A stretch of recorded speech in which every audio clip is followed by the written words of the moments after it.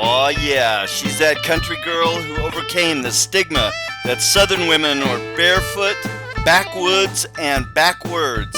Now she's an articulate voice for conservative values and wisdom in America. Sitting on her front porch sharing common sense, here's Marnie. Welcome back to my front porch, where we talk about common sense principles in America.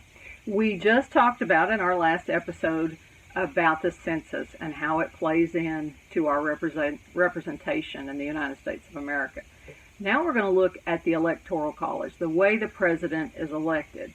See, our founding fathers were terrified of a national election. They were terrified of a pure democracy. Mob rule is what they called it. Now let me give you a quote here to help you understand how much they did not want us to be a democracy. This is James Madison. Remember him? He's the one who wrote the Constitution. Democracy is the most vile form of government. Democracies have ever been spectacles of turbulence and contention, have ever been found incompatible with personal security or the rights of people, and have in general been as short in their lives as they have been violent in their deaths. A pure democracy is mob rule.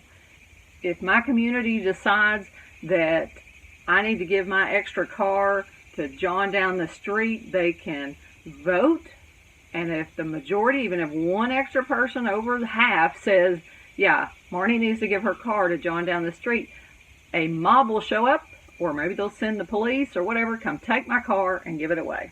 Okay, that sounds all fine and good when it's me, but what if it's you?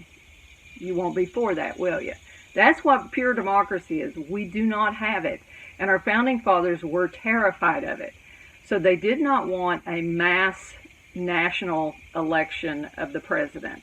They wanted to create kind of a buffer zone, some checks and balances on the election process. They knew that national elections could be manipulated easier. See, the way it is now, you've got 51 separate elections going on, okay? And we're voting in our state to who to give our Electoral College votes for. There is a movement afoot to get rid of the Electoral College. There are people who want a national popular vote, NPV, national popular vote. And what they are doing is kind of an end run around the Constitution. They're not trying to change the Constitution because they know they can't. To get rid of the Electoral College would require a major undertaking, and they're probably not going to be able to pull that off. So what they're doing is they're kind of sneakily going in the back door, and they're going to individual states and saying, we want you to contract that you will give your Electoral College votes to the winner of the national popular vote. Let's look at that, for example. In 2004, Bush won the national popular vote. California's votes went to Kerry. But in that case, because Bush won the national popular vote, if California is under contract, the way their MPV is wanting to do, they would have to take their Kerry votes and cast them for Bush because Bush won the national election. How likely do you think that's going to happen? See, right now, the national popular vote, they believe, is more Democrat, is what they're counting on, because they've been bribing the populace to vote Democrat. So they think, oh, we've got enough of these people who vote Democrat, so we want to put this in so we nullify all the Republican votes by these states agreeing to give their votes to the popular vote. But that could change. That could change. Look how many, that's not too many years back, 2004 to coming up in 2020, just 16 years. Who's to say it wouldn't swing the other way? And how ticked would California be if they had to give their, pro-democratic electoral votes over to the Republican candidate? They wouldn't have been too happy. This is a myopic, short-sighted view of looking at things. Even if you like this is not a good way to handle it. If you want to change it, you need to change it at the Constitution. And even then, it's stupid. I'm just going to say it. It's stupid. All right? Very stupid. And here's why. If you're going to rig an election right now, you've either got to make some phony ballots appear or you have to have some real ballots disappear. And the way it is now with 51 51 different elections going on, all managed by their states. It's very hard to go in and figure out, okay, where do we need some more votes for this candidate, and we've got to take some away in Florida here or add some over here in Texas, or you see what I'm saying? You got to know what you're doing, and it's hard. It's harder to manipulate with voter fraud our election when it's a whole bunch of different elections that you've got to figure out where to take votes and where to add more, and it's really hard to figure out. So it's harder to have voter fraud. But let's say we go to a national election and it's all going into one pot. Well, it doesn't matter where you add or take away. Doesn't matter a bit. You could go over to anybody who's got the least security on their voting booths, take them away there or add more there, just because nobody's going to know which state is strangely off, because it's all just going into one pool. It's all national election. So you just get rid of them wherever you feel like getting rid of them, and there's no strategy about it. And now you've got a completely manipulated election. It's very easy to do. The decentralization with the Electoral College is a safety mechanism. It also keeps a candidate from going in and just campaigning and offering promises to big cities or states with a lot of Electoral College votes.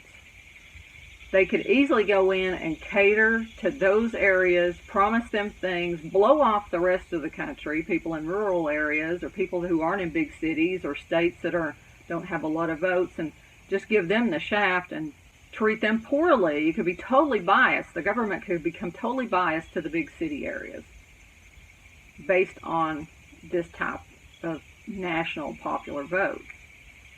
It's scary because as of July 2019, national popular vote has been adopted by 15 states and the District of Columbia. Together they have 196 Electoral College votes, which is 36.4% of the Electoral College and 72.6% of the 270 votes needed to give the compact legal force. And they're trying to get more. It's a secret, kind of sneaky way that they're doing this, and most of us aren't even aware of it. We're too busy bickering and hate-mongering amongst each other or pointing fingers. They've got us all wrapped up arguing with each other, breaking into classes while they destroy our nation with this piece of sinister work that's going to get rid of the checks and balances with the states, the checks and balances on the elections, between getting rid of that question about whether someone's a citizen or not, and then putting this in. Can you see it? Can you connect the dots? Can you connect the dots? You got a whole bunch of people. Oh, and get rid of the identification requirement. We don't need an ID. Okay, now just ship in a whole bunch of people, have them vote in our elections. They're counted as people that increase the population, and they can go vote. They're not citizens, but they're voting because they don't need an ID, and it's a national vote. There we go. Mob rule. Mob rule, the very thing that our founding fathers warned us against. We need to wake up, stop bickering with each other, and it's like a magician. He's got you mesmerized by what he's doing with his right hand, while in his left he's just working his magic. He's sneakily doing something. That's what they're doing to us. They've got us distracted while they undermine the fabric of the freedom of our nation. Y'all take care. God bless. Keep fighting the good fight.